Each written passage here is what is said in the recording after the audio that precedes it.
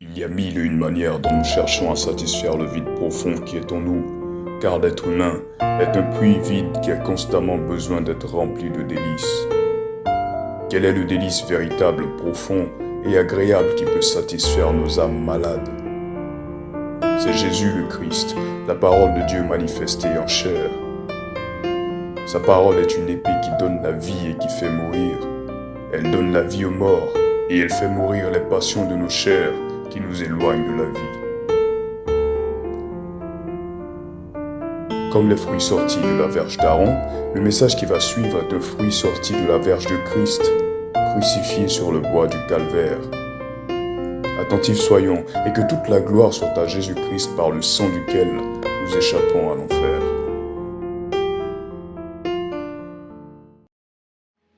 Alors, étude sur la Sainte Seine dans 1 Corinthiens chapitre 11, nous allons lire à partir du verset 20.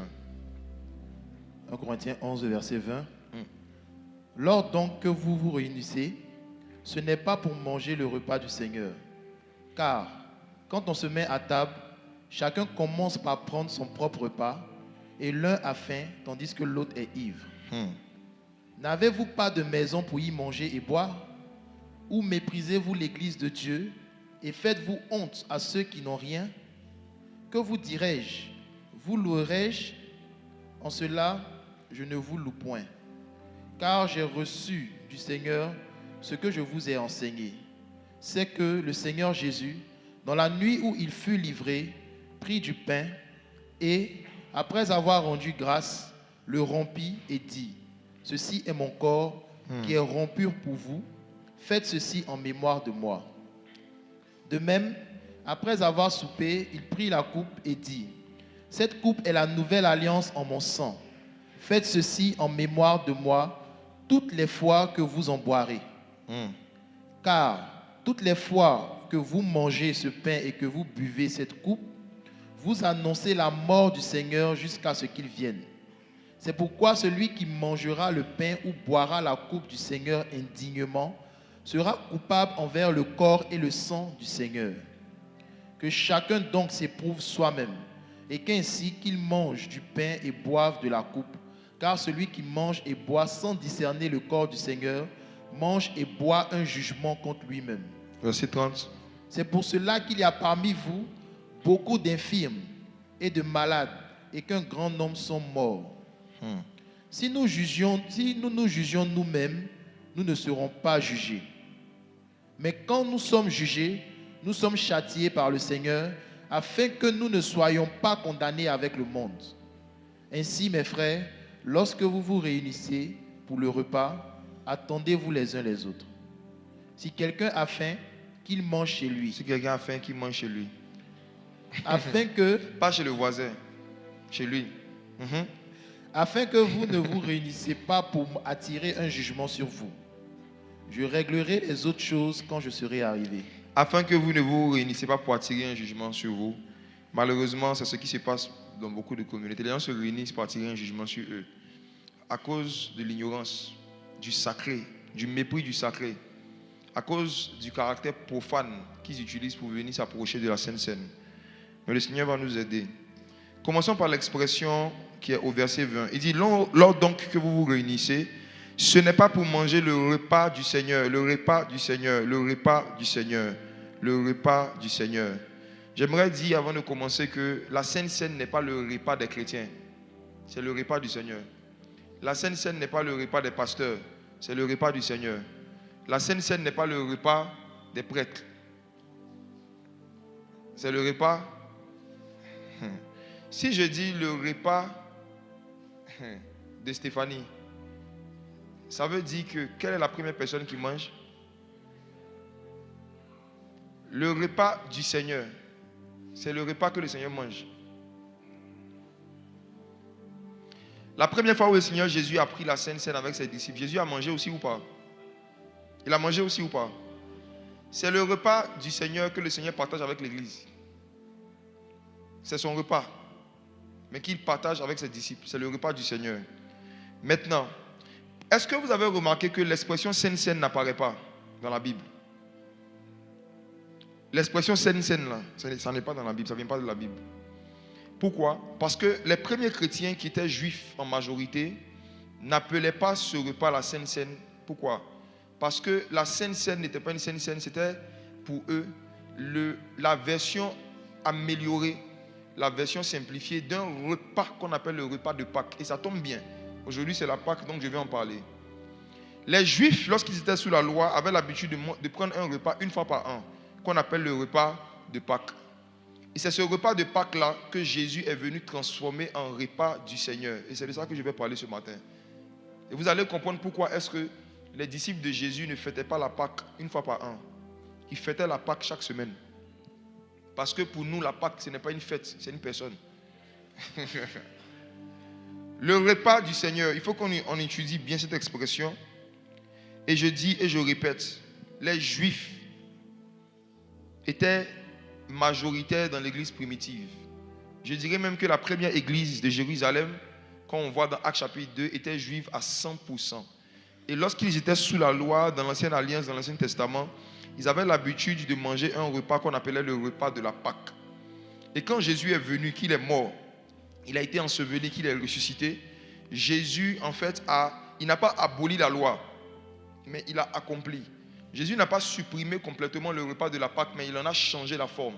Il a simplifié ce repas. Je dis simplifié parce qu'on va étudier le repas de Pâques, qui est l'ancêtre du repas du Seigneur. Et vous allez comprendre comment est-ce que les gens souffraient avant, à cause de beaucoup de détails que le Seigneur donnait sur la façon dont il fallait prendre la chose. Jésus est venu simplifier les choses parce qu'il a accompli tout ce qui le concernait dans la loi. Ce repas était très puissant. Regardons ceci. Lisons ensemble Matthieu chapitre 26, versets 17 à 19. On va comprendre pourquoi est-ce que les premiers chrétiens n'appelaient pas la Sainte Seine, mais ils l'appelaient le repas du Seigneur. Le repas du Seigneur. Matthieu 26, à partir du verset 17. Le premier jour des pains sans levain, les disciples s'adressèrent à Jésus pour lui dire: où veux-tu que nous te préparions le repas de Pâques? Où veux-tu que nous te préparions le repas de la Pâque? De la Pâque. Il répondit: allez à la ville chez un tel et vous lui direz: le maître dit, mon temps est proche, je ferai chez toi la Pâque avec mes disciples. Verset 19. Les disciples firent ce que Jésus leur avait ordonné et ils préparèrent la Pâque. Ils préparèrent la Pâque, qui a une version où le mot Pâque à la fin s'est mis S. Est-ce que vous remarquez qu'il n'y a pas S à la fin? Ok. Est-ce que vous remarquez qu'en général la Pâque que nous célébrons, pas que nous il y a S, vous avez remarqué? Pâques avec S, ça c'est pas qui nous. Regardons la suite. Verset 20. Verset 20. Le soir étant venu, il se mit à table avec les 12. Pendant qu'il mangeait, il dit: je vous le dis en vérité, l'un de vous me livrera. Pendant qu'il mangeait, le Seigneur Jésus était parmi eux ou pas? C'est pourquoi je dis c'est le repas du Seigneur. C'est son repas. C'est parce que c'est son repas même que c'est lui-même qui a choisi le lieu où il devait manger. C'était le repas du Seigneur. Le Seigneur a invité les disciples à manger. C'est le repas du Seigneur. Maintenant, ce qu'ils ont appelé le repas de Pâques, quand les disciples lui ont dit où est-ce que nous devons manger le repas de Pâques, regardons l'origine du repas de Pâques. Exode chapitre 12, à partir du verset 3. Et maintenant, ce que nous allons voir est très délicieux. On va regarder chaque détail du repas de Pâques et nous allons nous rendre compte que c'était des préfigurations de Jésus. Et comment est-ce que Jésus a accompli avec classe et avec sagesse chaque détail du repas de Pâques pour ne nous laisser que le pain et le vin. Tous les autres éléments, c'était des préfigurations de ce qu'il devait faire. Ce qui est venu s'ajouter, c'était le pain et le vin. Regardons Actes chapitre 12 à partir du verset... Non, Exode. Exode 12, pardon, merci. Exode chapitre 12 à partir du verset... Lisons à partir du verset 2. Exode 12, verset 2. Oui. Ce mois-ci sera pour vous le premier des mois. Il sera pour vous le premier des mois de l'année. Stop. Quel est le contexte? Les enfants d'Israël sont en Égypte. Dieu envoie Moïse pour venir les faire sortir de l'esclavage. Moïse va vers Pharaon pour dire à Pharaon de faire partir le peuple de Dieu, de les laisser partir. Pharaon refuse. Pharaon refuse. Dieu décide de multiplier des signes et des prodiges pour effrayer Pharaon pour qu'il laisse partir les Hébreux. Maintenant, le Seigneur leur dit à Aaron et à Moïse qu'il s'apprête à tuer, à frapper de mort tous les enfants mâles, les garçons. Pourquoi? Parce que souvenez-vous que lorsque Moïse devait naître, Pharaon a décidé de faire tuer tous les enfants mâles. C'était la réplique de Dieu. Il y a beaucoup d'Hébreux, d'enfants mâles qui avaient été tués au temps de Moïse et Moïse lui avait été sauvé.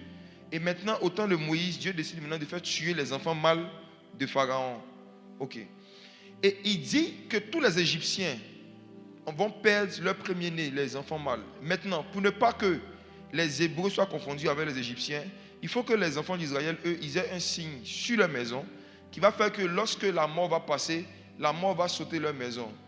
Pourquoi est-ce que l'esprit qui devait tuer avait besoin d'un signe pour savoir qui est égyptien, qui ne l'est pas? Parce que comme je vous l'ai déjà dit et je le répète, les esprits ne reconnaissent pas les visages. Les esprits reconnaissent les formes. Les esprits ne reconnaissent pas les visages. Les esprits reconnaissent les atmosphères. Donc, quand l'Esprit de Dieu allait passer la nuit, quand il allait regarder dans une maison, il ne peut pas savoir si tu es juif ou tu n'es pas juif, s'il n'y a pas le sang. Les esprits reconnaissent le sang. Ils ne reconnaissent pas les personnes. Ils reconnaissent des comportements, des caractères. Le sang, c'est le caractère, c'est le comportement. Donc, le Seigneur leur dit quoi? Il dit, je vais vous montrer un repas là, que vous allez faire, et ce repas va vous préserver de la mort. Si vous prenez ce repas tel que je vous l'ai dit, vous n'allez pas mourir. En d'autres termes, si vous ne faites pas le repas comme je l'ai dit, vous allez mourir. C'est la raison pour laquelle même le repas du Seigneur, dans l'église primitive, comme Paul le disait, plusieurs de ceux qui le prenaient mal sont comment? Sont morts. C'est un repas qui peut soit éviter la mort, soit accélérer la mort. Ce repas est tellement puissant que soit ça te fait sortir de la mort, soit ça fait rentrer la mort en toi. Voici pourquoi il ne faut pas jouer avec. C'est très puissant. Regardons maintenant les détails. Au verset 2, il dit, ce mois-ci sera pour vous le premier des mois. Ça veut dire que les enfants d'Israël, quand ils étaient en Égypte, ils avaient un calendrier. Le calendrier égyptien qui suivait. Mais à partir du moment où ils vont commencer à manger le repas de Pâques, à partir du moment où ils vont commencer à être délivrés, ce mois-ci sera pour eux le premier mois de l'année. Donc ça veut dire que avant de leur faire changer de pays, Dieu a changé leur calendrier. Avant de les faire changer de pays, Dieu a changé leur façon de compter leur vie. Si ce mois-ci devient pour toi le premier mois de l'année, regardez, suivez bien ce que j'explique. Regardez comment ça va loin. Supposons que tu es né en avril. Tu es né en avril. Et puis, Dieu m'envoie pour te dire que tu es né en avril, peut-être avril 1961. C'est un exemple. Mais tu as rencontré Jésus en janvier 2025. Tu as été baptisé en janvier 2025. Et c'est à partir de janvier 2025 que tu as commencé à prendre la Sainte Seine. Ce mois-ci devient pour toi le premier mois de l'année. Je te dis que le mois où tu as commencé à manger la chair et le sang de Jésus, dans le monde spirituel, c'est à partir de là que les anges comptent tes années. Le mois où tu as pris la décision de naître de nouveau, ça veut dire que tu es mort. Si tu nais de nouveau, ça veut dire que tu viens de naître littéralement. Donc ce mois-ci où tu es né de nouveau devient pour toi le premier mois de l'année. Si tu avais 60 ans avant de rencontrer Christ, d'être baptisé et de commencer à prendre la Sainte Seine, après ton baptême, le premier dimanche où tu as pris la Sainte Seine, tu as un mois. Voici pourquoi quand on vient dans l'église, il ne faut plus croire en sa carte d'identité. Le mois de ta conversion est pour toi le premier mois de l'année. Donc même si tu as 70 ans, mais que tu as connu Jésus il y a 6 mois, tu es un enfant. C'est pourquoi Jésus avait 30 ans. Il avait 30 ans. Et quand il a commencé son ministère, il était méprisé par les Juifs parce qu'il avait 30 ans. Et un jour, Jésus a commencé à parler de certaines de ses expériences surnaturelles. Il dit, les gars, est-ce que vous savez que Abraham m'a vu? Et il m'a salué de loin. Et les Juifs lui répondent, tu n'as pas 50 ans. Et tu dis que tu as vu Abraham. Les Juifs comptaient l'âge de Jésus à partir du jour où il est sorti du ventre de Marie. Or, Jésus comptait son âge à partir du moment où il est sorti du monde des esprits. Dis à ton voisin, tu ne connais pas ton âge. Tu ne connais pas ton âge. Tu ne connais pas ton âge. Dis-lui, je suis plus âgé que ce que tu penses. Jérémie qui était prophète, dans Jérémie chapitre 1, Dieu l'appelle et Dieu veut l'envoyer dans le ministère prophétique. Jérémie dit, je suis un enfant. Et Dieu lui dit, ne dis pas je suis un enfant, car avant que je ne sois formé dans le ventre de ta mère, je te connaissais. En d'autres termes, Jérémie, tu es plus âgé que ce que tu penses. Tu as existé avant d'exister. Tu penses que c'est le jour où ta mère t'a accouché que tu as commencé à exister. Or, avant même que tu ne sois dans son ventre, tu avais une relation avec moi. Tu existais quelque part, loin de la terre, mais tu existais. C'est ton corps qui est jeune, mais ton esprit est ancien. Or, l'homme n'est pas un corps, l'homme est un esprit. Le corps n'est qu'un véhicule. Lorsque tu regardes un chauffeur de taxi, tu ne mesures pas son âge en fonction de l'âge de la voiture. Oh. Quand tu regardes un chauffeur de taxi, supposons que tu prends les pièces du véhicule. On dit que le véhicule a été mis en circulation depuis 2023. Donc ça veut dire que le chauffeur a 2 ans. Le corps est le véhicule de l'homme, mais l'homme est l'esprit qui habite à l'intérieur. Oui. C'est l'esprit qui est à l'intérieur. C'est l'esprit. C'est l'esprit. Et je vais aller encore plus loin. Quand tu nais de nouveau, Dieu te donne un esprit nouveau. C'est pour ça qu'on dit une nouvelle naissance. Donc, ce nouvel esprit-là, il est appelé nouveau. Pourquoi? Si vous avez l'habitude d'écouter ce que j'explique, quelle est la définition du mot nouveau? La Bible dit qu'il n'y a rien de nouveau sous le soleil. Ce qui était, c'est ce qui sera. Ce qui a existé, c'est ce qui existe. Il dit voici, dans Ecclésiaste, il dit si on vous dit ceci est nouveau, c'est que cette chose existait dans les siècles qui nous ont précédés. Donc quand tu nais de nouveau, ça veut dire que Dieu te donne un esprit qui a existé dans les siècles qui nous ont précédés. Tu as un esprit qui a existé dans les siècles qui nous ont précédés. Oubliez votre âge physique. Ça va soit vous donner un complexe d'infériorité, soit un complexe de supériorité. Ce mois-ci sera pour vous le premier mois de l'année, le mois où vous allez expérimenter la délivrance, le mois où vous allez expérimenter la Pâque. Ça sera pour vous le premier mois de l'année. Et ce qui est intéressant, c'est quoi? Ah, Seigneur. La Bible dit qu'un jour sont comme 1000 ans devant Dieu. Dans le monde spirituel, un jour, c'est 1000 ans. Tu as quel âge dans le monde spirituel? Ce sont les vérités, lorsque tu les comprends, en fait, c'est des vérités quand tu les comprends, que tu les acceptes. Ça va te donner la foi que tu peux vivre certaines expériences avec le Saint-Esprit. Parce que l'esprit qui est en toi a existé au temps de Daniel. Il a existé dans les siècles qui nous ont précédés. Donc, tout ce qui est surnaturel n'est pas nouveau pour lui. Il peut te faire vivre ça. Tu peux vivre ça parce que ton esprit est ancien. Ce mois-ci sera pour vous le premier mois de l'année. Une autre vérité qu'on peut tirer de ce verset, c'est que quand Dieu veut te délivrer, avant même de chercher à changer ta situation financière, Dieu change ton calendrier, ton agenda. Le fait de leur dire que ce mois-ci sera pour vous le premier mois de l'année, il est en train de leur dire que vous n'aurez plus le même agenda, vous n'aurez plus le même calendrier, vous n'aurez plus les mêmes objectifs que les païens, que les Égyptiens. Quand tu marches avec le Saint-Esprit, tu dois comprendre que, toi en ce qui te concerne, il y a des bonnes œuvres que Dieu a préparées d'avance pour que tu les pratiques. Et donc Dieu a un calendrier pour toi, il a un agenda de choses que tu es censé exécuter à certains mois de l'année. Donc tu ne peux plus être dans le gaspillage du temps. Tu ne peux plus, parce que tu n'as plus le même calendrier que les païens. Tu ne peux pas gérer ton temps comme eux. Ce mois-ci est pour toi le premier mois de l'année. Quand tu regardes maintenant le verset qui suit, au verset 3, Exode 12.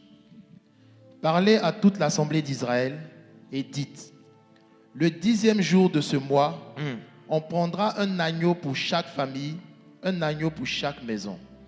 Voici, le fondement du repas de la Pâque, c'était un agneau.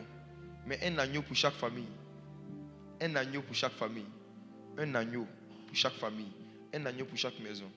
Le Saint-Esprit est en train de montrer par là que l'agneau de Dieu qui allait venir allait être intéressé par chaque famille, chaque maison. L'agneau s'intéresse à chaque famille, il s'intéresse à chaque maison. Et regardez la suite. Si la maison est trop peu nombreuse pour Oui. un agneau, on le prendra avec son plus proche voisin, selon le nombre des personnes. Vous compterez pour cet agneau d'après ce que chacun peut manger. Verset 5. Ce sera un agneau sans défaut, mâle, âgé d'1 an. Vous pourrez prendre un agneau ou un chevreau. Avant de donner les explications du verset 5, j'aimerais vous dire de faire très attention à cette phrase qui dit le salut est personnel. Le salut est personnel là. Faites attention à ça. Parce qu'un agneau à la base est pour chaque famille, ce n'est pas pour chaque personne. L'agneau à la base n'est pas pour chaque individu, mais c'est pour chaque maison. C'est pourquoi, lorsque l'apôtre Paul a prêché l'évangile à certains Grecs, il leur a dit: crois au Seigneur Jésus et toi et ta famille, vous serez sauvés. Le salut n'est pas censé être personnel, il est censé être familial. Mais c'est toujours par une personne que le salut rentre quelque part. Donc ça commence par toi, mais ça ne doit pas rester personnel. Si ton salut reste personnel, ton salut est inutile. Ouais. Un agneau pour chaque maison, un agneau pour chaque famille. Je vais te poser une question. Si tu es dans la foi depuis plus de 3 ans, quel est l'effet que ta relation avec l'agneau a eu sur ta famille? Quel est l'effet que ta relation avec Jésus a eu sur ta maison? Est-ce qu'il y a quelque chose qui a changé dans la vie de quelqu'un de ta maison ou de ta famille depuis que l'agneau est rentré en toi? S'il n'y a rien qui a changé après toutes ces années, c'est que toi, tu n'es pas en relation avec un agneau, tu es en relation avec un cabouille. Yeah. Logiquement, celui qui est vraiment en communion avec l'agneau, sa relation doit avoir un effet sur sa maison, sur sa famille. Je parle de ceux qui sont dans la foi depuis au moins 3 ans. Logiquement, dans ta famille, il doit y avoir au moins quelqu'un qui a connu l'agneau ou qui a décidé de s'intéresser aux choses qui concernent l'agneau depuis que toi tu es dans la foi. Parce qu'un agneau est pour chaque famille. Crois au Seigneur Jésus, toi et ta famille, vous serez sauvés. Salut. Au début, il est personnel, mais il n'est pas censé rester personnel. Maintenant, on nous donne les détails sur l'agneau. C'est magnifique. Verset 5. Ce sera un agneau sans défaut, Sans défaut. mâle, Mâle. âgé d'1 an. Âgé d'1 an. Vous pourrez prendre un agneau ou un chevreau. Vous pourrez prendre un agneau. Ou un chevreau. Un agneau. Ou un chevreau. Le mot qui a été traduit par chevreau dans l'hébreu, je regarde, c'est bouc. Si vous avez suivi le dimanche dernier, vous comprenez de quoi il s'agit. Je vous ai dit que Jésus, avant de se manifester comme l'agneau de Dieu, s'est manifesté d'abord comme quoi? Le bouc, Azazel, qui allait dans le désert pour Azazel. Et cette prophétie-là confirme ça. Il dit, vous pouvez prendre soit un agneau, soit un chevreau. Parce qu'en soi, le Messie qui va venir, parfois il est un agneau, parfois c'est un bouc. Maintenant, regardons chaque détail. Est-ce que ça concerne vraiment Jésus? Agneau sans défaut, ça concerne Jésus? Mâle, ça concerne Jésus? Et âgé d'1 an. Luc chapitre 4.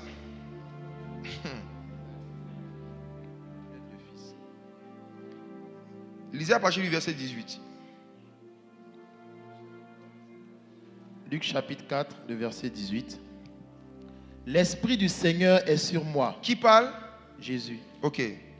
Parce qu'il m'a oint pour annoncer une bonne nouvelle aux pauvres.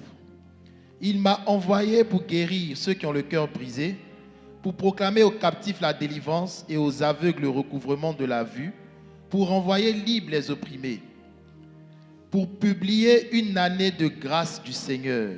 Pour publier quoi? Une année de grâce du Seigneur. Je vous pose une question. Est-ce que nous sommes toujours sous la grâce? Le temps de la grâce est passé ou on est toujours sous la grâce? Donc, est-ce que l'année de grâce est finie? Non. Pour nous, une année, c'est 12 mois. Pour Dieu, une année, ce sont des siècles. Jésus a introduit une année de grâce qui n'est pas encore finie jusqu'à aujourd'hui. Donc, c'était lui l'agneau, âgé d'1 an. C'est bon?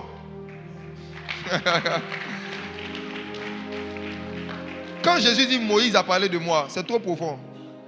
Allons dans Exode chapitre 12 encore, retournons. Allons voir chaque détail du repas de Pâques. Exode 12, le verset 6. C'est parce que Jésus est âgé d'1 an dans le monde spirituel que jusqu'à aujourd'hui, on l'appelle le Fils.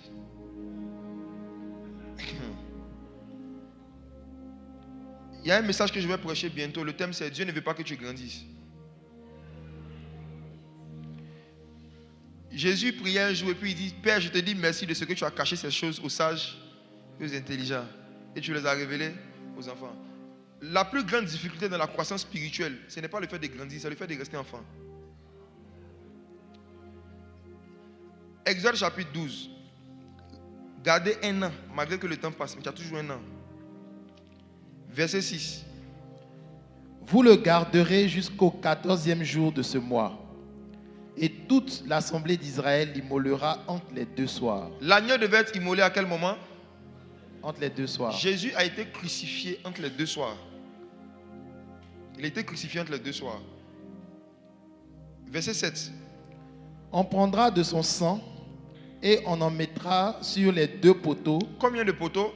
Les 2 poteaux. Combien de poteaux? Les 2 poteaux. C'est avec combien de morceaux qu'on fait la croix? 2. Ensuite, et sur le linteau de la porte des maisons où on le mangera. Verset 8. Cette même nuit, on en mangera la chair, rôtie au feu. On la mangera avec des pains sans levain et des herbes amères. Il y a 3 éléments dont je vais vous parler dans ce passage. La chair rôtie au feu. Ensuite, les pains sans levain. Ensuite, les herbes amères. Tout ça concernait Christ et il a tout accompli. Commençons par la chair rôtie au feu. Le feu dans le Nouveau Testament. Jean-Baptiste est en train de prêcher l'évangile un jour. Jusque-là, il parlait de l'eau. Il disait aux gens de se repentir et de passer par l'eau. Et puis un jour, il dit, moi je vous baptise d'eau pour vous emmener à la repentance. Matthieu chapitre 3, verset 11. Il dit, mais il y a quelqu'un qui vient après moi. Il est plus puissant que moi. Lui, il vous baptisera d'esprit et de feu. Jésus vient, il commence sa vie, il commence son ministère. Et puis un jour, il réunit ses disciples et puis il leur dit, vous savez, je suis venu jeter un feu sur la terre. Et j'ai hâte que ce feu soit allumé. Au fur et à mesure que le temps est en train de passer, Jésus parle encore et puis il dit, vous savez, le Fils de l'homme doit souffrir entre les mains des anciens. Après quoi? Il va mourir, mais il va ressusciter le 3e jour.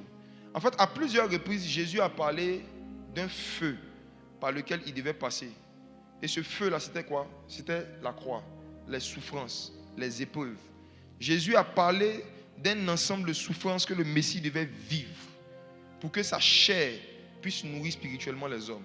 Lorsque vous prenez un animal, restons toujours dans le cas d'un agneau ou encore d'un mouton, si l'animal en question est mort, mais qu'il n'est pas passé par le feu, il ne peut pas nourrir les hommes. Ce qui nourrit, ce n'est pas ce qui a été tué, c'est ce qui a été brûlé. Si tu es mort, mais que tu n'es pas rôti, tu n'es pas mangeable. Être rôti, ça parle du fait d'être brisé, de souffrir, d'être humilié à cause de son ministère ou à cause de sa foi. Donc quand tu te convertis à Jésus, tu meurs avec Christ, tu ressuscites avec Christ.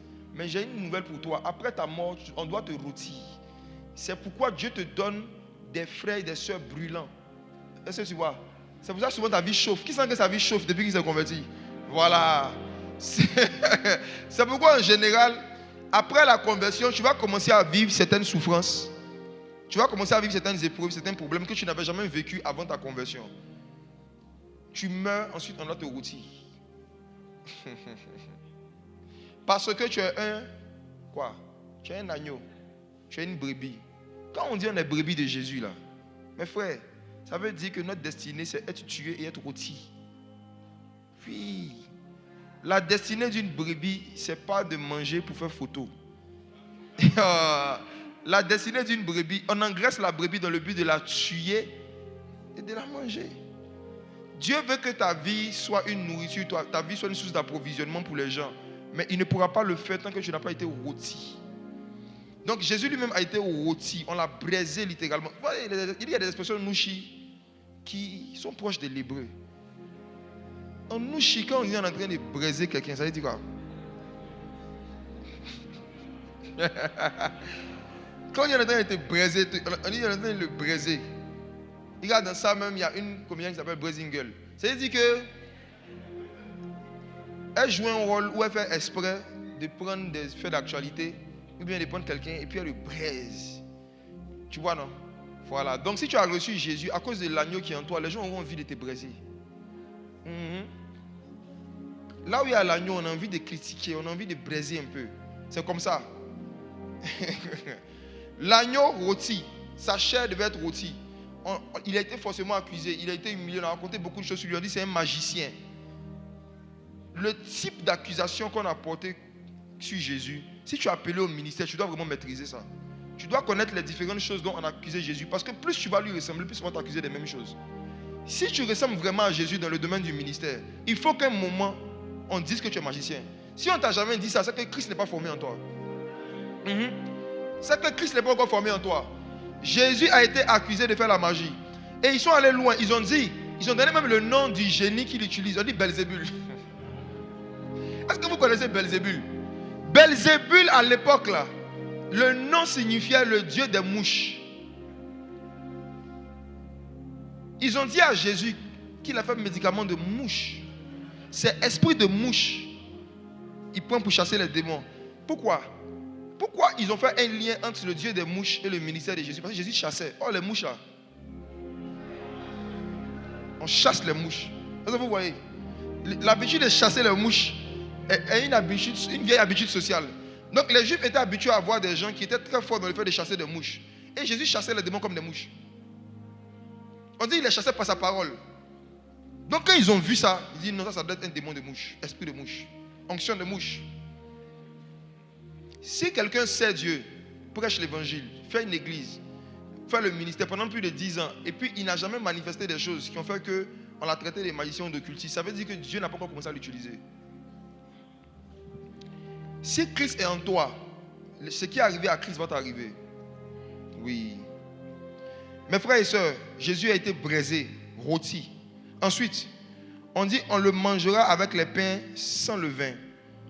En fait, l'histoire de pain sans levain, le sens, je vais en parler tout à l'heure quand je vais évoluer. Je laisse ça, mais je vais vous parler surtout des herbes amères. Les herbes amères, les herbes amères, les herbes amères. Quelle est la nourriture préférée des moutons? Les herbes. On est d'accord? Nous sommes des brebis de Jésus, on est d'accord, non? Nous sommes des brebis de Jésus. Est-ce que vous savez que dans la nourriture spirituelle, dans les enseignements qui sont dans la Bible, il y a des enseignements qui sont sucrés, il y a d'autres qui sont amers. Les herbes amères, c'est les parties désagréables de l'évangile. Les parties difficiles de l'évangile. Oui. Les herbes amères, ce sont les commandements de Dieu qui sont très difficiles à pratiquer, mais qu'il faut accepter. Les herbes amères, ce sont les principes du royaume de ceux qui sont contraignants pour la chair, mais qu'il faut accepter. Quand par exemple le Seigneur dit, si on te gifle sur la joue droite, il faut donner la joue gauche. Dis avec moi, herbe amère. Quand le Seigneur te dit, un apôtre lui demande, Seigneur, si mon frère a péché contre moi, combien de fois devrais-je lui pardonner? 7 fois. Jésus dit non, il faut multiplier 7 par 70. Herbe amère. Herbe amère. Quand le Seigneur dit honore ton père et ta mère, c'est sucré tant que ton père et ta mère se comportent bien. C'est sucré tant que ton père et ta mère n'ont pas encore péché, ils n'ont pas encore blessé. C'est sucré. Mais quand ton père et ta mère commencent à te faire des choses qui te déçoivent, qui te blessent, ça devient une herbe amère. En fait, à chaque fois que nous sommes confrontés à une situation où nous devons pratiquer certains principes que Jésus a donnés, mais que c'est difficile pour nous, on est en train d'être confrontés à des herbes amères. Et malheureusement, beaucoup de chrétiens ne veulent pas manger les herbes amères. Et c'est pourquoi ils ne grandissent pas spirituellement. On ne peut pas dissocier la Pâque des herbes amères. On ne peut pas dissocier Jésus des commandements et des principes de l'évangile difficiles à appliquer. Quand par exemple le Seigneur dit de ne pas se marier avec les inconvertis, c'est une herbe amère pour toutes les sœurs qui sont amoureuses de certains frères musulmans. Herbe amère. Mais c'est herbe quand même. Tout ça, c'est la Pâque. Les herbes amères. Il était en train de préfigurer le fait que quand le Messie allait venir, il allait donner des enseignements qui n'allaient pas plaire aux gens. Mais ceux et celles qui voulaient éviter la mort sont obligés de passer par là. Il préfigura aussi quelque chose qui allait venir dans le domaine de la médecine. La majorité des plus grands remèdes qui ont réglé les plus grands problèmes dans l'humanité étaient amers. Nivaquine. En général, ce qui fait beaucoup de bien, c'est amer. Oui. En général. Est-ce que tu manges les herbes amères? Qu'est-ce qui est difficile pour toi actuellement à pratiquer dans ta marche avec Dieu? Qu'est-ce qui est difficile? J'aimerais que tu y penses un peu. Et que tu te dises, Est-ce qu'il n'y a pas une chose à laquelle Dieu t'a dit de renoncer depuis longtemps que tu n'as pas encore décidé d'arrêter? Aujourd'hui, c'est le jour de la Pâque. Le jour de la Pâque, là, ce n'est pas pour manger poulet avec sucrerie. Le jour de la Pâque, c'est pour manger les herbes amères. C'est le jour de la Pâque même, là, ce qui est amer pour toi, depuis que tu es dans la foi, tu dois décider aujourd'hui de prendre la décision. Il ne faudrait pas danser et puis après aller boire les sucreries. Il faut danser et puis manger les herbes amères. Regardez la suite. Verset 9. Les détails sont déconcertants. Verset 9. Au fur et à mesure qu'on avance, vous allez voir que les détails deviennent de plus en plus précis et tout concerne Jésus. Verset 9. Vous ne le mangerez point à demi-cuit et bouilli dans l'eau, mais il sera rôti au feu avec la tête, les jambes et l'intérieur. Frères et sœurs, ce verset parle encore de Jésus, du fait qu'il n'allait pas souffrir à moitié. Il allait souffrir totalement pour nos péchés. Cet agneau-là, il n'allait pas être à demi-cuit, il allait bien le cuire. Et ici, Moïse donne des détails sur les parties du corps de Jésus. Suivez bien. Les parties du corps de Jésus qui allaient encaisser le plus de souffrance. Les parties de son corps qui allaient prendre le plus de douleur pour nos péchés, pour nos maladies. Il dit la tête, les jambes et l'intérieur. La partie de Jésus sur laquelle les Juifs et les soldats romains ont le plus tapé, c'était sa tête. Quand vous lisez le récit des détails qu'on donne par rapport à la crucifixion, on nous dit que les gens ont pris une couronne d'épines, ils lui ont foncé ça où? Sur la tête. Mais ils ne se sont pas arrêtés là. Ils ont pris aussi un roseau et la Bible dit qu'on lui frappait la tête. C'était pour accomplir cela. Ça veut dire que la partie de l'animal, la partie de l'agneau qui allait prendre le plus de souffrance, la tête. Deuxièmement, les jambes. Waouh. Comme vous le savez, lorsqu'il a été crucifié, comme on le voit sur les images,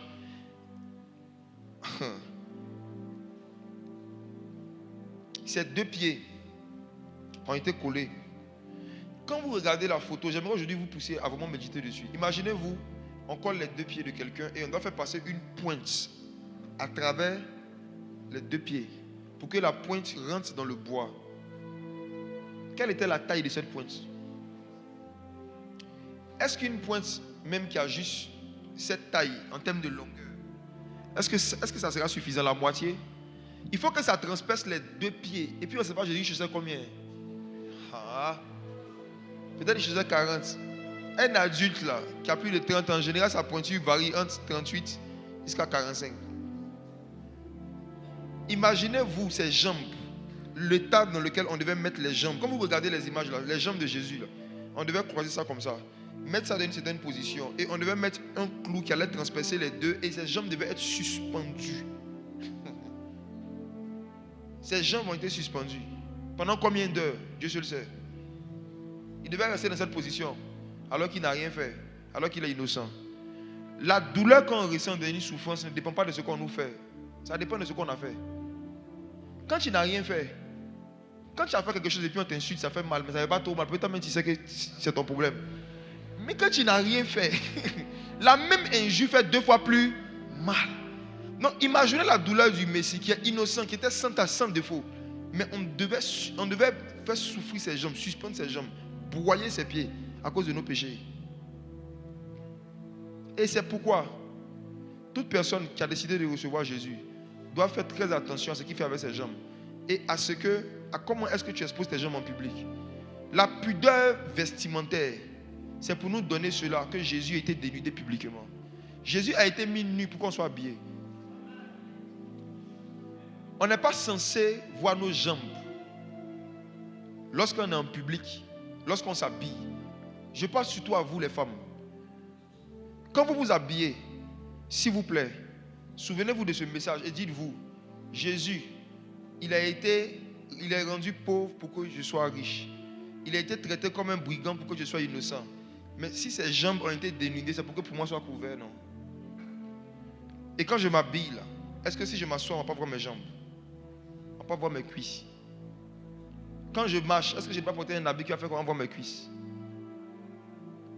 Le fait de vivre sa vie chrétienne sans se soucier de se couvrir les jambes est un signe d'immaturité, mais parfois d'irrespect envers le Seigneur. Ésaïe chapitre 6.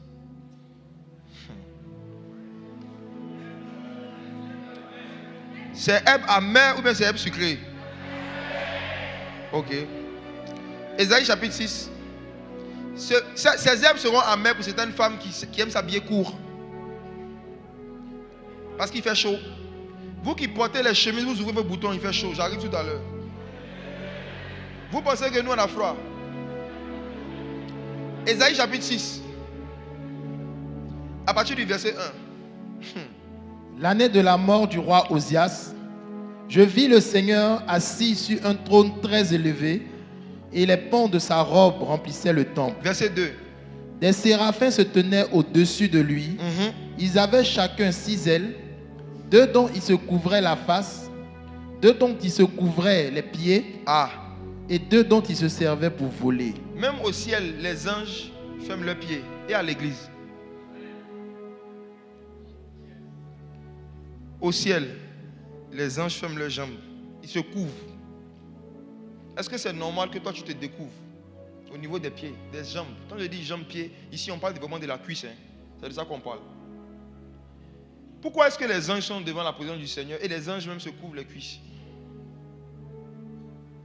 Les anges savent qu'ils ont de jolies cuisses. Et qu'il y avait pendant le culte quelqu'un qui s'appelait Ésaïe. Pour ne pas détourner l'attention d'Ésaïe de l'adoration et du culte qu'on devait rendre au Seigneur, pour l'aider à se concentrer, ils ont fermé leurs cuisses. Toi aussi, soucie-toi de ne pas déconcentrer certains frères, détourner leur attention du message et de l'adoration. Fais comme les anges. Prends la décision de t'habiller comme un ange.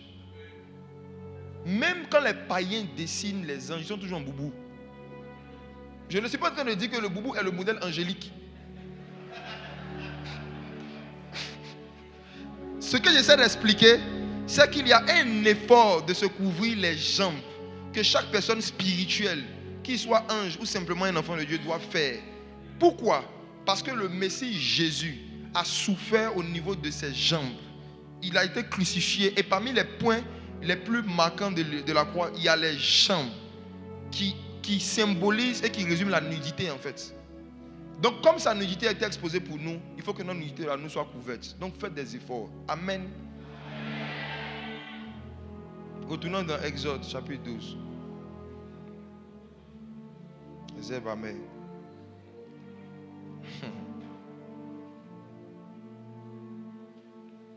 Regardons. On nous dit, il y avait la tête, les jambes, et la troisième partie, c'était quoi? L'intérieur. On parlait de son cœur. Sa tête, ses jambes et son cœur. Son intérieur. Jésus a tellement souffert à l'intérieur qu'il a même regardé le Père et puis il lui a dit, mon Père, pourquoi m'as-tu abandonné? Parce qu'il était en train de souffrir de l'intérieur. Il s'est senti abandonné par le Père. Il dit, mon Dieu, pourquoi m'as-tu abandonné? J'ai senti abandonné. Vous savez, ça va vous arriver forcément dans la marche chrétienne.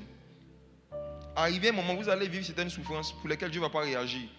Certaines souffrances dont les douleurs seront tellement constantes et continuelles que vous aurez l'impression que Dieu vous a abandonné. Se sentir abandonné fait partie des expériences de la croix. Ça fait partie des expériences de la marche avec le Seigneur. Mais c'est juste un sentiment. Le Père n'abandonne personne. Non. C'est juste que, comme vous le savez, lorsque un professeur donne des devoirs et des examens, il ne parle plus, il devient silencieux. Pendant le temps des épreuves, le professeur abandonne l'élève. Pourtant, il est dans la classe. L'abandon du professeur, c'est le silence. Mais ce n'est pas l'absence. Le professeur est là, mais il ne parle pas dans l'épreuve. Parce que le professeur s'attend à ce que tu mettes en pratique ce qu'il t'a enseigné. Mais sinon, il est présent. Donc, peu importe les épreuves par lesquelles nous allons passer, Jésus sera toujours présent avec nous. Mais il ne va pas toujours parler. Il ne va pas toujours réagir. Quand tu vis une souffrance pour laquelle tu demandes à Dieu des solutions, tu lui parles et qu'il ne te répond pas, ça veut dire que tu es en train de passer par un temps d'épreuve. Et pendant le temps d'épreuve, on ne pleure pas. On se rappelle des coups. On révise. Les épreuves ne sont pas faites pour pleurer, c'est fait pour mettre en application tous les enseignements où tu disais Amen, c'est puissant, Réma. Tous les Réma, tu as dit la pratique.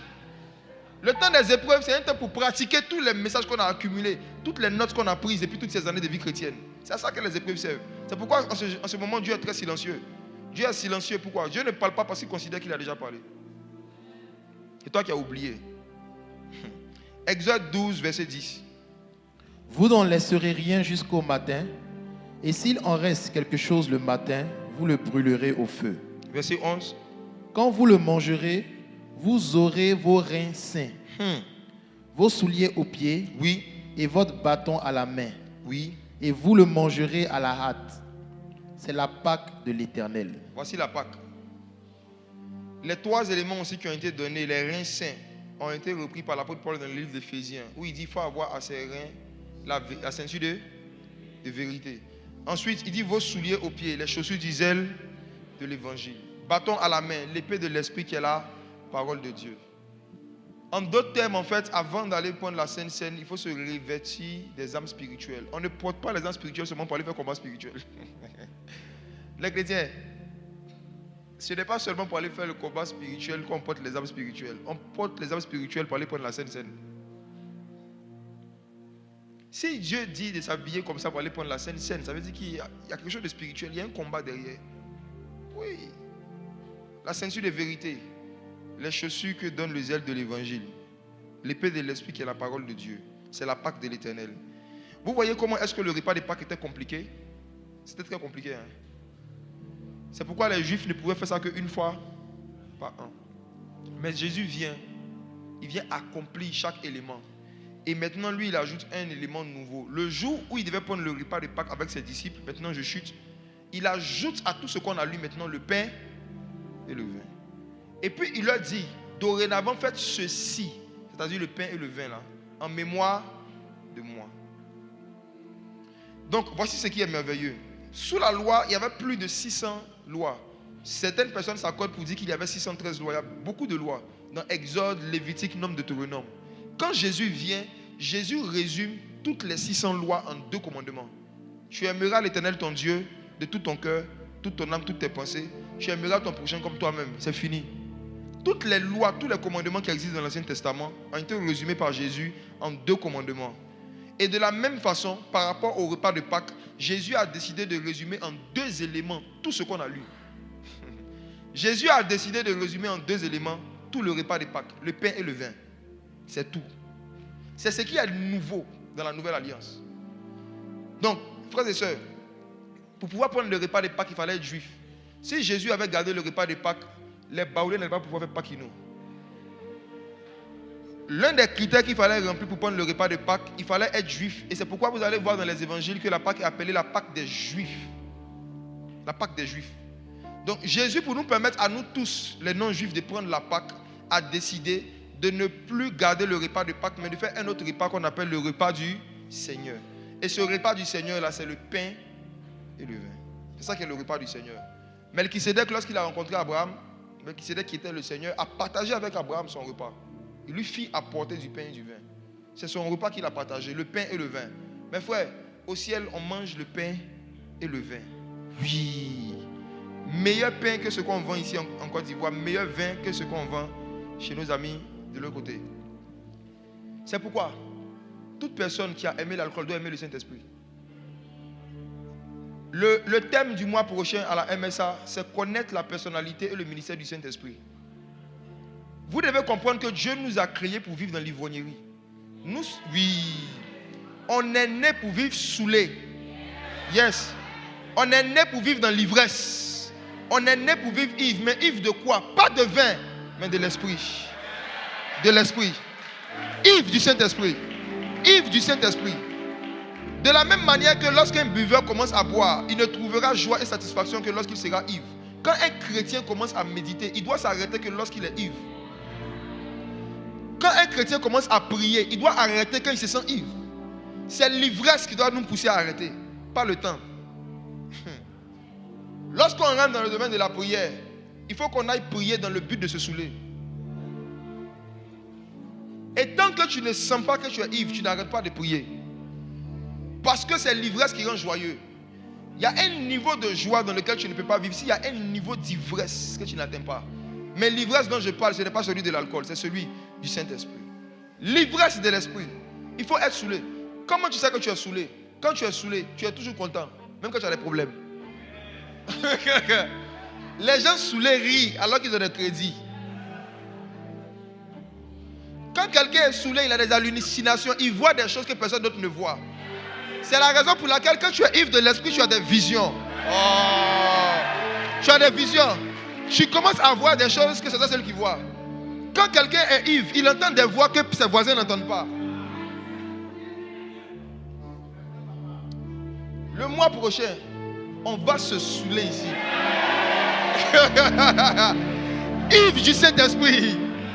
Ivre du Saint-Esprit. Les jeunes qui sont dans la drogue et qui sont dans l'alcool, l'évangile qui doit leur prêcher, c'est l'évangile de l'ivresse. C'est pour leur dire, Dieu veut que tu sois niainé, mais pas de la drogue. Suis-moi, je vais te montrer une autre substance qui va te faire planer. L'onction. L'onction.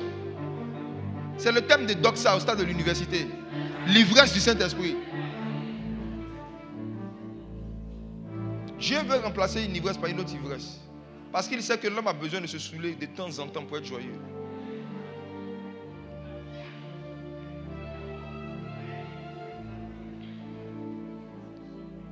Frères et sœurs, Jésus a résumé tout le repas de Pâques en deux choses, le pain et l'alcool de Dieu, qui est l'onction du Saint-Esprit, le pain et le vin. Donc, ce qu'on appelle la Sainte Seine, ce sont des représentations des images de ces choses, du pain et du vin. Retournons maintenant sur les apôtres qui appelaient ça le repas du Seigneur. Ils appelaient ça le repas du Seigneur, comme je l'ai dit, simplement parce qu'ils étaient juifs. Et ce repas-là, ils savaient que c'était le repas de la Pâque. Maintenant, la différence entre le repas de la Pâque et le repas du Seigneur, c'est que le repas de la Pâque se prenait une fois par an. Le repas du Seigneur peut se prendre une fois par semaine. En fait, Jésus a augmenté la fréquence avec laquelle on peut manger l'agneau. Il a augmenté la fréquence avec laquelle on peut boire le sang. Il a augmenté la fréquence. Il a augmenté la fréquence. Pourquoi? Ce repas avait été donné parce qu'il y allait avoir un combat spirituel. La mort allait venir frapper un soir. Et c'est parce que la mort devait frapper un soir que le peuple devait manger la chair et le sang. Mais aujourd'hui, dans les derniers jours, la mort frappe chaque soir. La mort frappe chaque semaine. La mort frappe chaque mois. Et voici pourquoi. C'est à partir de la fréquence avec laquelle la mort attaque l'humanité que Jésus aussi a donné une fréquence avec laquelle on doit prendre la Sainte Seine. C'est parce que le Seigneur sait que les attaques de la sorcellerie, du monde des ténèbres et des démons allaient se multiplier sur la terre contre l'Église, que Jésus a donné à l'Église la capacité de prendre le repas plus régulièrement. Regardons 1 Corinthiens chapitre 5, versets 7 à 8. 1 Corinthiens chapitre 5, le verset 7. Faites disparaître le vieux levain, afin que vous soyez une pâte nouvelle, puisque vous êtes sans levain, car Christ, notre Pâque, a été immolé. Dis avec moi, Christ, notre Pâque, a été immolé. Encore une fois, Christ, notre Pâque, a été immolé. Pour nous qui sommes des disciples de Jésus, notre Pâque, ce n'est pas une fête, c'est une personne. Christ est notre Pâque. Nous, notre Pâque, ce n'est pas un jour dans l'année. Nous, notre Pâque, c'est une personne qui vit avec nous chaque jour jusqu'à la fin du monde. Notre Pâque, c'est Christ. Enfant de Dieu, changez votre mentalité. Notre Pâque, c'est Christ. Notre Pâque, ce n'est pas une fête. Notre Pâque, ce n'est pas une fête. On peut mettre la fête pour se rappeler de notre Pâque, mais la fête n'est pas notre Pâque. Christ est notre Pâque. Et si Christ est notre Pâque et qu'il est avec nous chaque jour, on peut fêter chaque jour. Si Christ est notre Pâque, ça veut dire que chaque fois qu'on veut se rappeler de ses souffrances, chaque fois qu'on veut se rappeler de sa mort, on le peut parce qu'il est notre Pâque. Jésus est venu modifier la façon dont les enfants de Dieu doivent célébrer les fêtes que Dieu avait données dans l'Ancien Testament. Ça encore, c'est une autre histoire. Le dimanche prochain, ça sera certainement le sujet. Il y a des fêtes que Dieu avait données aux enfants d'Israël et chaque fête concernait Christ. Et Jésus a tout accompli. Celui qui n'aime pas la fête ne va pas supporter le ciel. Oui. L'une des conditions pour qu'on accepte que tu suives le groupe des enfants d'Hébreu au temps de Moïse pour sortir d'Égypte, on te demande si tu aimes la fête. Parce que dans le désert, là, Dieu a établi combien de fêtes? 7 fêtes. Ce qui prouvait que les enfants d'Israël étaient sortis de la captivité, c'est qu'ils fêtaient souvent. Demande à ton voisin, la dernière fois que tu as fêté, c'était quand? C'était quand? ne pas avoir de quoi fêter était un signe qu'on est en esclavage. Le Seigneur Jésus, lorsqu'il a délivré les Hébreux d'Égypte, pour leur donner la preuve qu'ils sont libres, ils ont commencé à faire des fêtes qu'ils ne faisaient pas quand ils étaient en esclavage. Ça veut dire que le désert qui vient de Dieu, c'est un moment d'épreuve où, malgré qu'on souffre, hein, on peut fêter un peu quand même. Oui. C'est chaud, mais il y a fête. Et voici, il y avait une fête qui était organisée régulièrement dans l'église primitive. Voici maintenant, on va achever. Il y avait une fête qui était organisée régulièrement dans l'église primitive. Et c'est cette fête-là qu'ils appelaient le repas du Seigneur. En fait, la façon dont les premiers chrétiens prenaient la Sainte Seine, ils avaient deux façons de le prendre. Il y avait soit le pain et le vin, comme nous on le fait chaque culte, mais il y avait une autre façon que l'église moderne a perdue. Dans une atmosphère de fête. Il y avait une fête qui était régulièrement organisée dans les églises primitives, où il y avait vraiment des repas. Ce n'était pas juste du pain et du vin. Lisons cela. 1 Corinthiens chapitre 11. C'est par rapport à cette fête et ces fêtes qu'il y avait dans l'église qu'il y a eu un problème. 1 Corinthiens 11, à partir du verset 20. Lors donc que vous vous réunissez, ce n'est pas pour manger le repas du Seigneur. Pourquoi il dit ça au verset 21? Car quand on se met à table, ça veut dire que quand il devait prendre le repas du Seigneur, il y avait des tables.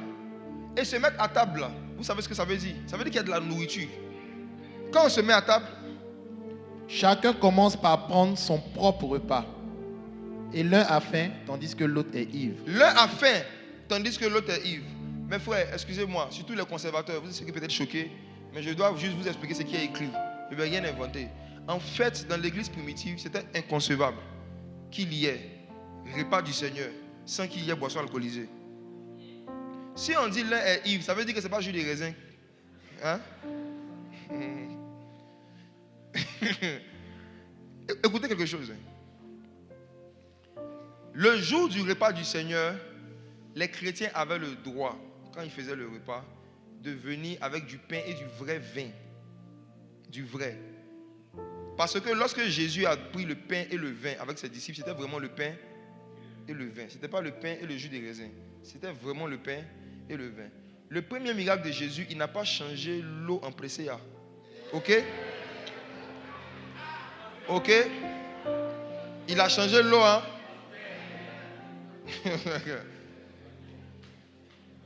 Comprenez ceci. Il y a des symboles physiques que Dieu a donnés pour représenter des choses spirituelles et qui doivent être faits dans une certaine mesure, dans un certain cadre. C'est à cause des abus que malheureusement parfois les chrétiens même suppriment les symboles et la pratique pour éviter les abus. Vous voyez? On en est arrivé aujourd'hui où pour prendre la Sainte Seine dans nos églises, même ici, hein, on ne prend pas de vin, de boissons alcoolisées. Pourquoi? Pour aider certaines personnes qui ont des passés lourds. Pour aider. Vous voyez, non? Mais si on est en train de prendre le jus de raisin aussi, on ne pêche pas. Pourquoi? Parce que le jus de raisin reste toujours le fruit de la vigne. Le fruit de la vigne a deux dérivés. Il y a le mou, M-O-U, accent circonflexe avec T. Vous allez voir ça dans la Bible, le mou et le vin. Le mou, c'est le jus de raisin simplement. Et le vin, c'est le jus de raisin qui a fermenté.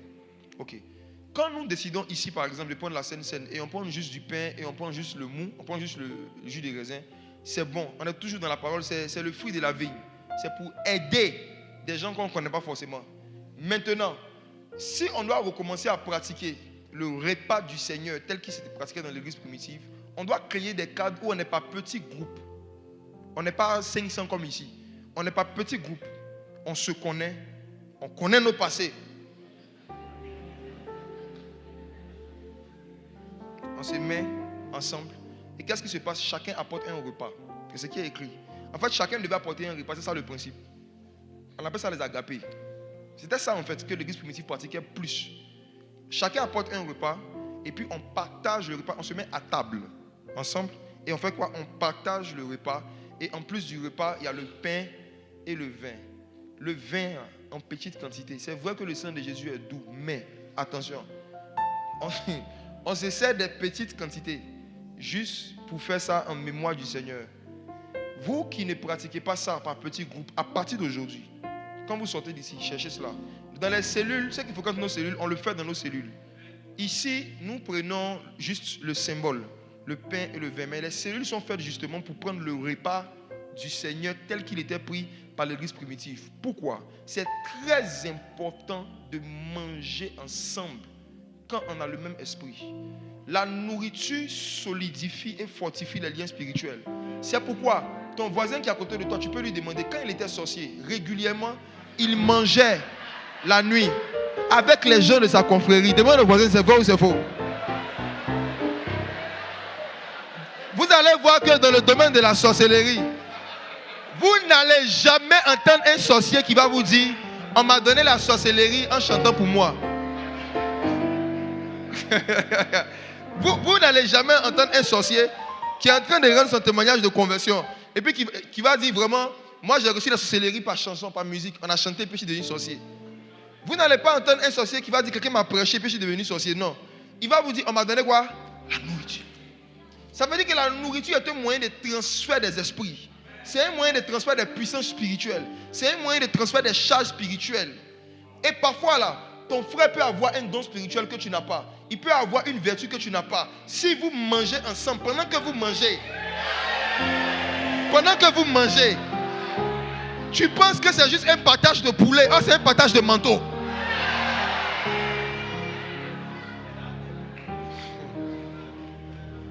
Jésus, lorsqu'il a ressuscité, la première chose qu'il a cherché à donner à Pierre, ce n'était pas une prédication, c'était un poisson braisé. La Bible dit que quand Jésus a ressuscité, il a demandé où est Pierre, Jacques et Jean. On dit qu'ils ont rétrogradé. Il dit, ceux-là, je sais comment les ramener dans la foi. Je ne dois pas les inviter à l'église, je dois les inviter à manger. La Bible dit que Jésus est apparu à Pierre, Jacques et Jean et il leur a dit, petits enfants, avez-vous quelque chose à manger? Les gens ont faim, je leur demande pourquoi ils ne viennent pas à l'église. Jésus ne leur a pas demandé pourquoi vous n'étiez pas au culte. Il dit, avez-vous quelque chose à manger? Il y a des gens qui quittent la communauté à cause des problèmes de nourriture. Il y en a qui n'arrivent pas à manger régulièrement. Moi, j'ai interdit aux pasteurs et aux anciens de l'église d'appeler les gens pour leur demander pourquoi on ne va pas à l'église. J'ai interdit ça ici. J'aime pas ça. Moi-même qui étais chrétien, je n'aimais pas ça. Oui. Si on ne t'a pas vu à l'église, si on t'appelle, ça doit pousser juste pour savoir est-ce que tu vas bien, est-ce que tu as quelque chose à manger, est-ce que tu as des besoins. On s'arrête là. Est-ce que vous avez déjà vu un médecin appeler quelqu'un pour dire pourquoi tu ne vas pas à l'hôpital? Le jour où le malade va venir.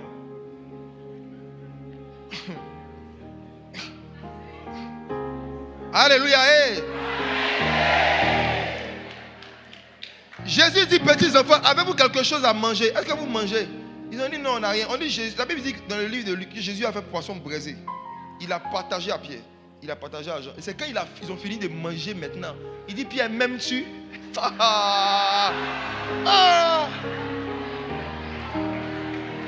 C'est quand ils ont fini de manger. Il dit, m'aimes-tu? Pierre dit, mais Seigneur, comment ne pas t'aimer?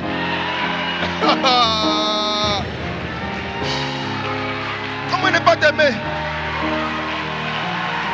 Jésus ne veut pas que je manque de nourriture. Tu dois manquer de tout dans ta vie sauf de nourriture. Sauf de nourriture. Sauf de nourriture. Tout sauf de nourriture. Prenez une décision dans votre vie que vous allez manquer de tout sauf de nourriture. N'acceptez pas cette humiliation de Satan. N'acceptez pas cela. Si ça vous arrive, dites-vous, rappelez-vous, Jésus dit, les oiseaux du ciel ne sèment ni le moissonnent, mais le Père les nourrit. Est-ce que vous n'avez pas plus de valeur que? Si ça arrive, c'est que c'est moi. Il y a sûrement un manque de sagesse, quelque chose que je ne fais pas bien. Oui, la nourriture là, partager ça avec des frères et soeurs, ça solidifie les liens spirituels, ça facilite les transferts d'onction. Nous, l'une des choses dans le collectif des frères en Christ qui a fait que on est indivisible. Tu sais avec qui on a commencé en tout cas, il y en a qui nous ont connu en chemin, ils ont continué leur chemin. Nous, ceux avec qui on a commencé là, ce n'est pas possible. Moi, je ne crois pas qu'un jour, on pourra se diviser pour laisser haïr et puis commencer à se dénoncer partout. Nous, on ne peut pas faire ça. Vous savez pourquoi? On a trop mangé ensemble. En fait, non. C'est-à-dire que pendant des années, demandez à Samuel Caron, demandez à Brian, demandez à Will, chaque soir, on mangeait ensemble, porc au four, poisson braisé. Et puis pendant qu'on mange, ça ne ressemble à rien. Mais vous allez voir que les peuples qui sont les plus solidaires, même en termes d'ethnie, sont les peuples qui ont l'habitude de manger ensemble. Regardez les Djoula. Vous allez voir qu'il y a des familles là. Moi, je me rappelle un jour, je suis allé étudier chez un de mes amis. Quand j'étais au collège, et puis c'était l'heure de la nourriture.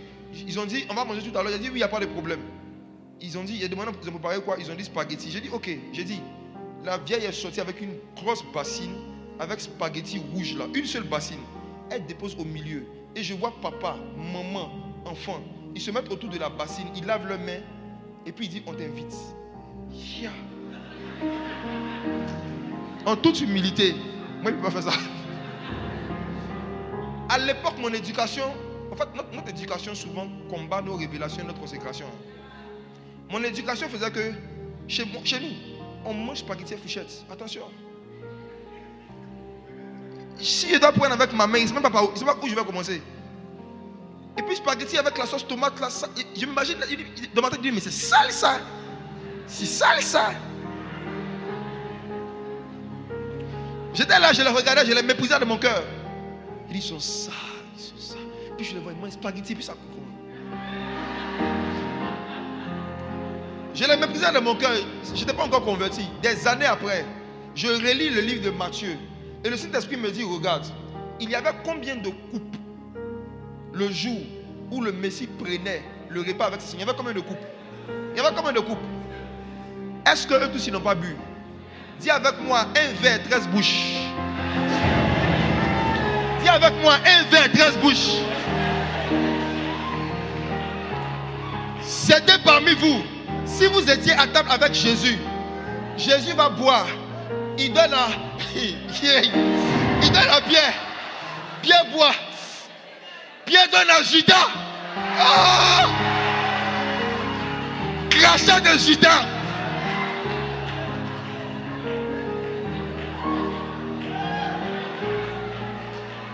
Judas boit et puis il te donne. Il y en a qui allaient vouloir retourner. Il va regarder où les gens ont bu. Il a dit, ça a tourné car tu vas la paix aussi. Posez-vous la question. Pourquoi Jésus a imposé à 12 adultes de boire dans le même verre? Mettez-vous à la place de Jésus. Et il ne savait pas que Judas était un traître. Jésus savait.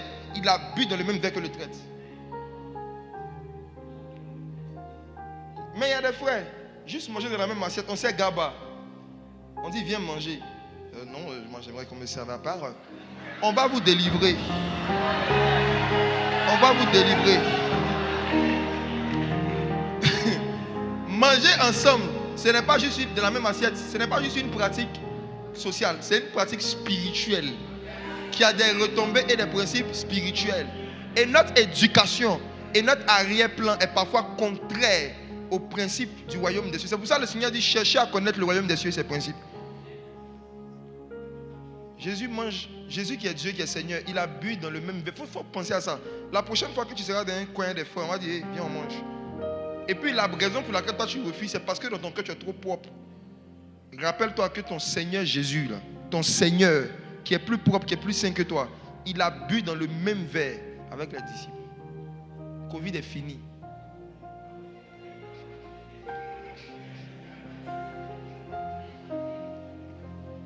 Les premiers chrétiens le faisaient. Et malheureusement, arrivé un moment, il y a eu un problème. Il y a eu des gourmands. On dit on se retrouve mercredi soir.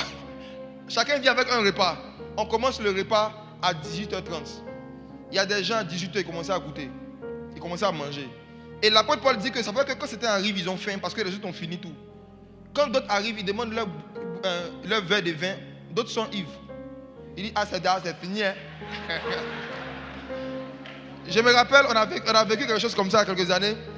On a un frère, vraiment, avant, par petit groupe, on achetait du vrai vin. Et puis on donnait des petites quantités à chacun quand on prend le repas du Seigneur. Juste un peu. Juste dans le cadre du repas du Seigneur. Parce que c'est dangereux aussi de goûter à l'alcool en dehors de la présence de Dieu. La présence de Dieu, le fait de le faire dans le cadre d'un culte, dans le cadre d'une prière, en fait, la présence de Dieu va t'aider à garder tes pulsions, tes envies, tes émotions sur ce qui est nécessaire. Paul a dit à Timothée, ne prends pas que de l'eau, prends un peu de vin. Il a dit un peu, ça veut dire la quantité là. Un peu. Ça veut dire que la quantité doit être toujours limitée en fait, un peu. L'apôtre Paul dit, quand on se met à table, chacun commence à prendre son propre repas. L'un a faim, l'autre est ivre. Ça veut dire qu'il y avait de la gourmandise, de l'égoïsme. Et puis regardez maintenant le verset 22.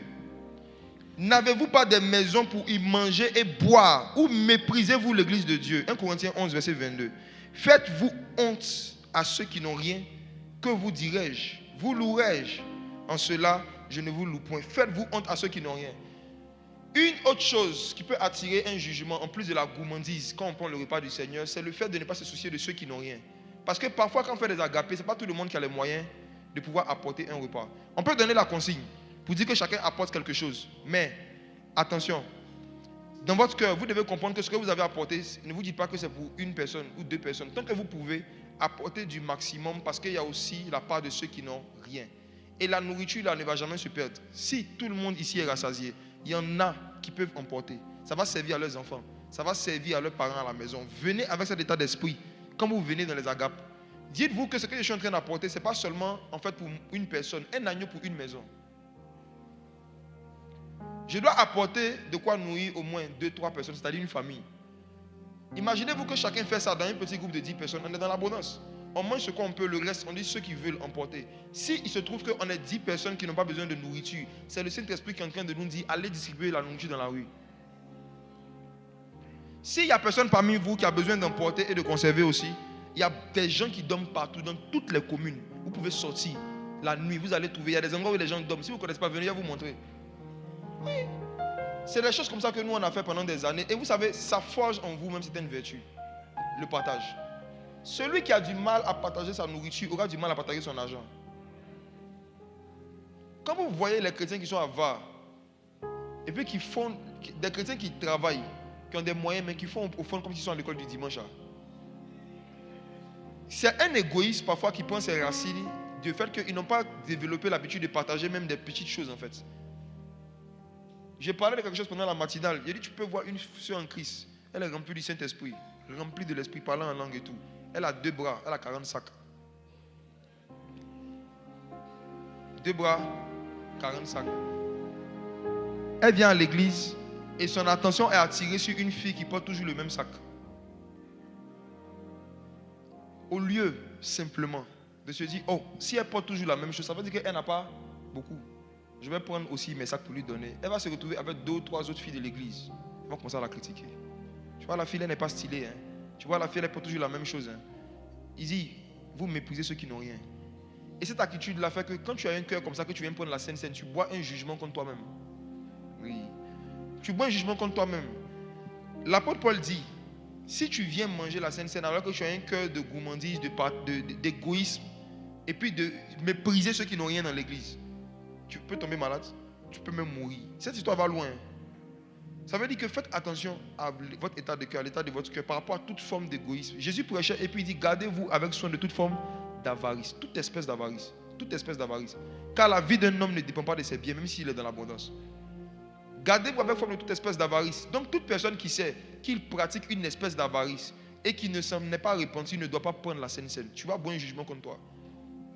Les avares ne doivent pas prendre la Sainte Seine.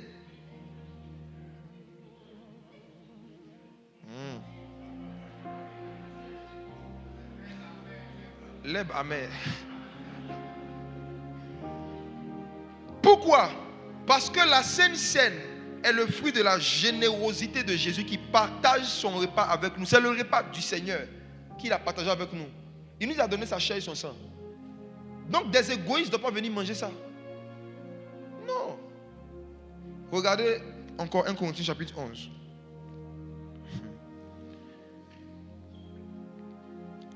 Je cherche le verset où il dit c'est pourquoi. Verset 27. Pourquoi celui qui mangera le pain ou boira la coupe du Seigneur indignement sera coupable envers le corps et le sang du Seigneur. Verset 28. Que chacun donc s'éprouve soi-même et qu'ainsi il mange du pain et boive de la coupe. Que chacun donc s'éprouve soi-même, que chacun donc regarde son cœur. Verset 29.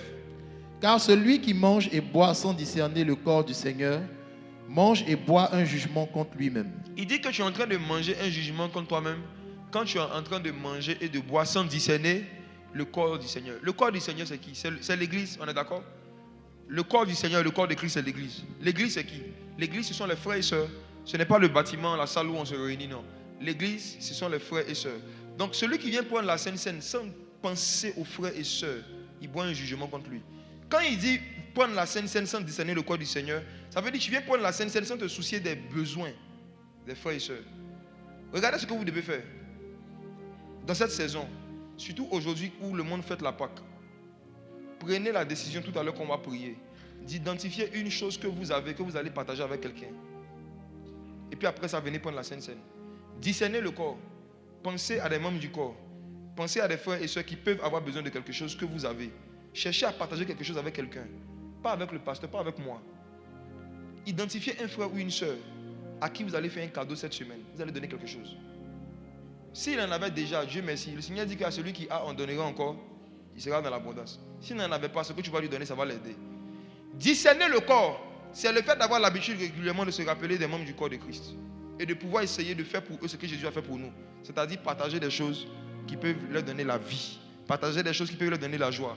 Partager des choses qui peuvent les rendre heureux. Il faut que ce soit une coutume chaque semaine. Ok?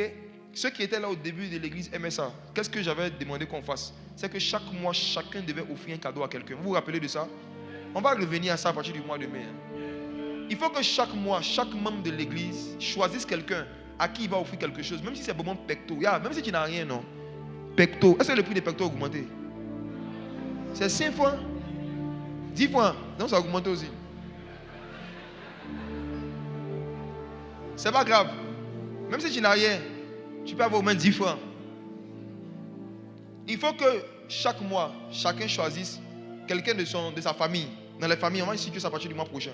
Tu es membre d'une famille, chaque mois, il faut choisir un membre d'une famille à qui tu vas offrir quelque chose.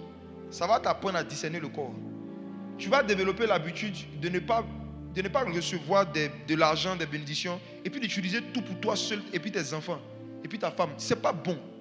Ce cœur-là, ça va forger en toi la méchanceté et l'égoïsme. Et puis demain, quand tu vas devenir directeur commercial, quand tu vas devenir PDG quelque part, tu vas faire les mêmes choses. Toi seul, on te paye 4 millions. Maintenant, les autres, tu leur donnes 200 000 à la fin du mois. Méchant. Il faut apprendre à discerner le corps. L'une des choses qui amplifie la pauvreté de l'Afrique, ce n'est pas le manque de richesses, c'est l'inégalité du partage des richesses. C'est l'inégalité dans la redistribution des richesses. Et pourquoi est-ce qu'il y a beaucoup d'inégalités, d'égoïsme? Parce que beaucoup de nos dirigeants n'ont pas discerné le peuple.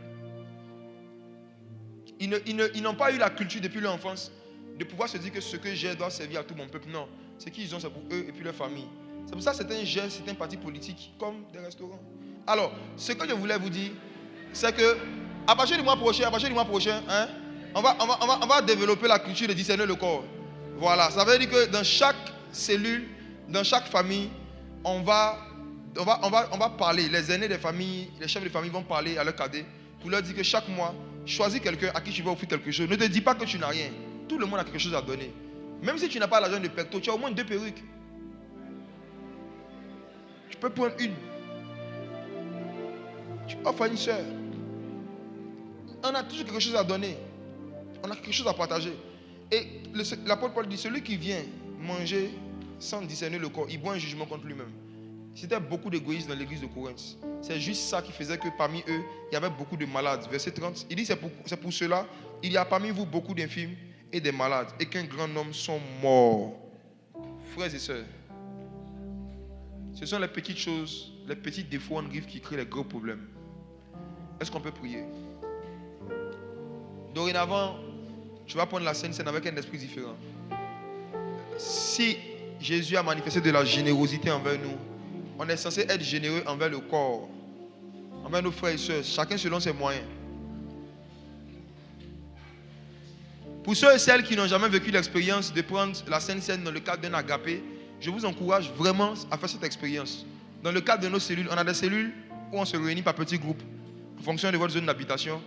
Et je vais demander au chef de cellule de s'organiser pour que d'ici le mois de mai, on organise des agapés éclatés comme ça dans des maisons. Tu peux même prendre des frères et sœurs que tu connais. Si tu as des amis dans l'église, tu as des frères et sœurs même qui sont dans d'autres églises, vous pouvez vous voir, vous dites, j'organise un moment d'agape, on va prendre le repas du Seigneur ensemble. Chacun vient avec un repas, quelqu'un vient avec le pain et le vin, on rend grâce à Dieu, on se rappelle du sacrifice de Jésus, on prend. Ces petites choses simples, il y a beaucoup de bonheur dedans, il y a beaucoup de joie dedans. Et comme je dis, il y a beaucoup de transfert et de partage de grâce dedans. Je me rappelle qu'il y a plusieurs parmi nous ici qui ont reçu le parler en langue pour la première fois pendant le temps de Sainte-Seine. Il y en a qui ont été guéris de certaines maladies, les fois où on a fait ça comme ça. Amen. J'aimerais que tu puisses prier pour quelque chose. D'abord, on va dire merci à Jésus pour son sacrifice. Il a souffert au niveau de la tête, au niveau des jambes et à l'intérieur. L'agneau a été rôti. Il est passé par le feu. Il a vécu beaucoup d'épreuves pour qu'on puisse recevoir le pardon, la vie éternelle et le Saint-Esprit. Est-ce que tu peux juste te rappeler du sacrifice de Jésus?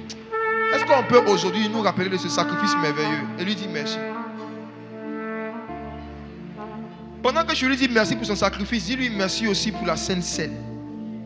Dis-lui merci pour le fait qu'il nous a donné la possibilité de pouvoir prendre ce repas. Nous qui n'étions pas juifs, on était privés du droit de citer en Israël. On n'avait pas le droit de participer à ces choses. Jésus, dans son amour, a rendu cela accessible à toutes les nations comme nous. Est-ce qu'on peut lui dire merci pour son sacrifice merveilleux? Merveilleux sacrifice.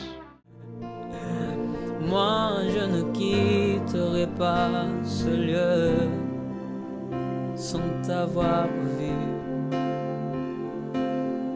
Moïse t'a vu, Moïse t'a vu, Moïse t'a vu.